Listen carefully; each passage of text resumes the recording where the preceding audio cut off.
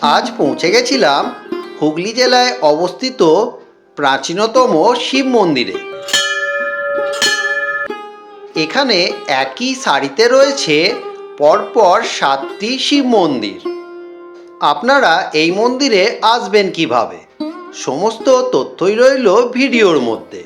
আজকের ভিডিও শুরু করছি। মন্দিরের ভেতর প্রবেশ করে দেখবেন এখানে রয়েছে 8 বিশিষ্ট 7টি শিব মন্দির। মন্দিরগুলি অল্প উঁচু ভিত্তি বেদির ওপর প্রতিষ্ঠিত। মন্দিরগুলির বাইরে বাবার দিকে মুখ করে বসে রয়েছেন নন্দী এবং ভিঙ্গি মহারাজ। প্রতিটি মন্দিরগুলোর ভেতরে রয়েছে আলাদা আলাদা শিব জ্যোতির্লিঙ্গগুলি। প্রতিটি শিব মন্দিরে ওঠার জন্য মন্দিরের সামনে রয়েছে কয়েক ধাপ সিঁড়ি এবং এখানে প্রতিটি শিব মন্দিরগুলি একদ্বার বিশিষ্ট। শিব মন্দিরগুলির সামনে রয়েছে একটি করে বড় ঘণ্টা। প্রতিটি শিব মন্দিরে ওঠার সিঁড়ির দুপাশে রয়েছে সুন্দর সুন্দর ফুলের এই বাগানগুলি।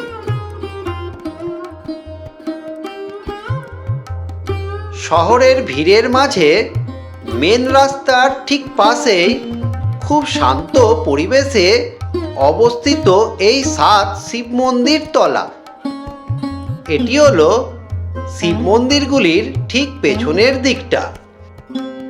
এখানে রয়েছে বেশ কিছুটা ফাঁকা জায়গা এবং সারিবদ্ধভাবে বৃক্ষগুলি এই জায়গাটিকে বেশ শীতল করে তুলেছে। ঘুরতে ঘুরতে মন্দিরেই দেখা হয়ে গেল এই প্রাণীগুলির সাথে। এরা এই মন্দির চত্বরেই বসবাস করে থাকে। স্থানীয় ভক্তজনদের কাছে এটি একটি অত্যন্ত গুরুত্বপূর্ণ শিবালয় হিসাবে সুপরিচিত, যেখানে শিবের আরাধনা করা হয়। এখন আমরা দর্শন করছি ভোলেনাথের। জয় বাবা ভোলেনাথ।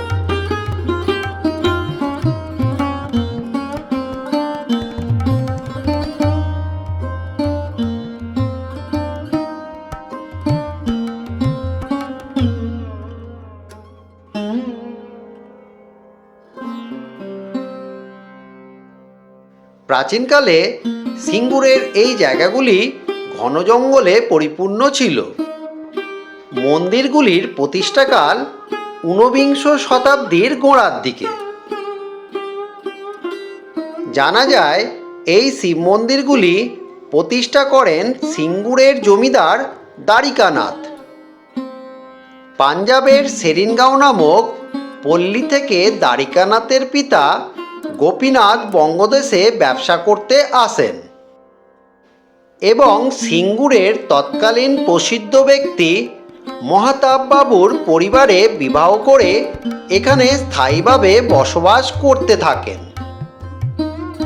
এই মন্দিরগুলি সিঙ্গুর স্টেশনের প্রায় 700 মিটারের মধ্যেই অবস্থিত।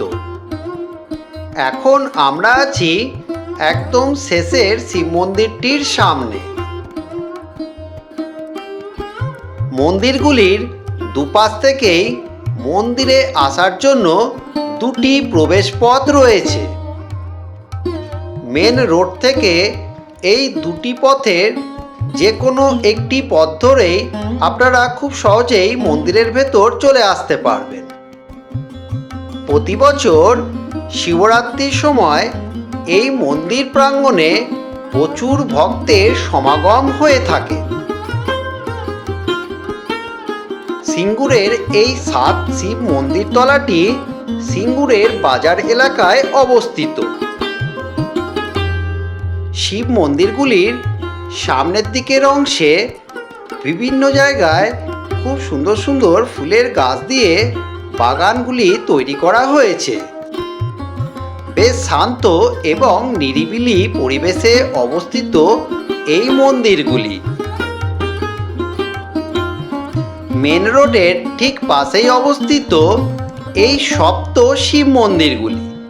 তা সত্ত্বেও এখানকার পরিবেশ খুবই শান্ত।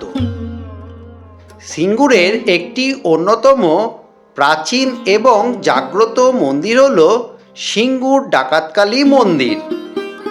এই সপ্ত শিব মন্দির থেকে খুব সামান্য দূরেই সিঙ্গুরের পুরুষোত্তমপুরে অবস্থিত ডাকাতকালী মায়ের মন্দিরটি। এখন আপনাদের বলবো আপনারা এই মন্দিরে আসবেন কিভাবে। আপনারা হাওড়া থেকে তারকেশ্বর গোঘাট আরামবাগ লোকাল ধরে চলে আসুন সিঙ্গুর স্টেশনে। আর যারা হাওড়া বর্ধমান কটলাইনের ট্রেন ধরে আসবেন তারা নেমে পড়ুন কামারকুণ্ডু স্টেশনে। কামারকুণ্ডু থেকে ওপর লাইনের ট্রেন ধরে চলে আসুন সিঙ্গুর স্টেশনে। এটা হলো সিঙ্গুর স্টেশন। এদিকে সোজা চলে যাচ্ছে তারকেশ্বরের দিক, আর আমার পেছন দিকটা হচ্ছে হাওড়া। আপনাদের সিঙ্গুর স্টেশনে এসে 3 নম্বর প্ল্যাটফর্মের বাইরের দিকটা যেতে হবে। এদিকে মেলটা দাঁড়িয়ে আছে বলে আমি দেখাতে পাচ্ছি না। কলা টমেটো, হ্যাঁ, মেল ট্রেনটা দাঁড়িয়ে আছে বলে স্টেশনটা দেখা যাচ্ছে না। তো এই যে রোডটা দেখছেন, এই সামান্য 1 মিনিট হেঁটে গেলেই ওই মেন রোডে উঠে যাবে। সিঙ্গুর স্টেশন থেকে বাইরে বেরিয়ে এসে সোজা এদিক দিয়ে হেঁটে আসবেন। আসার পর এদিকে একটা রাস্তা আছে দেখাচ্ছি, এদিকে না, আপনারা এদিকে সোজাও যাবেন না, এই পাশ দিয়ে দেখুন একটা গলি রাস্তা চলে যাচ্ছে। এই রাস্তা দিয়ে কিছুক্ষণ হেঁটে গেলেই পৌঁছে যাবেন আপনারা 7 শিব মন্দিরে। সিঙ্গুর স্টেশন থেকে ওই দিক দিয়ে সোজা হেঁটে এলাম, আর সামনে হচ্ছে একটা মন্দির।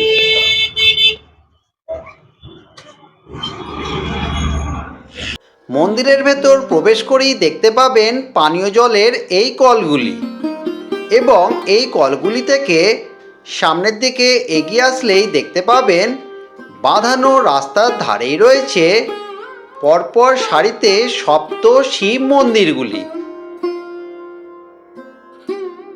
সিঙ্গুর রেলওয়ে স্টেশন থেকে এই সপ্ত শিব মন্দির আসতে আমার হাঁটা পথে সময় লেগেছে আনুমানিক 10-12 মিনিট মতন। সিঙ্গুর স্টেশনের সবথেকে কাছে জনপ্রিয় এবং অতি প্রাচীন হল সিঙ্গুরের এই সপ্ত শিব মন্দিরগুলি। সপ্ত শিব মন্দিরগুলি পুরোটাই আপনাদের ঘুরিয়ে দেখাবার চেষ্টা করলাম। তবে আজকের ভিডিও আমি এখানেই শেষ করছি। আপনাদের সকলের কাছে অনুরোধ রইল, ভিডিওটা দেখে যদি ভালো লেগে থাকে ভিডিওতে একটা লাইক কমেন্ট করতে ভুলবেন না। আর যারা প্রথমবার দেখছেন তারা চ্যানেলটাকে সাবস্ক্রাইব করে পাশে থাকবেন। আপনাদের সাথে আমার আবার দেখা হবে অন্য কোনো জায়গায় অন্য কোনো ভিডিওতে। ততক্ষণের জন্য সকলকে টাটা।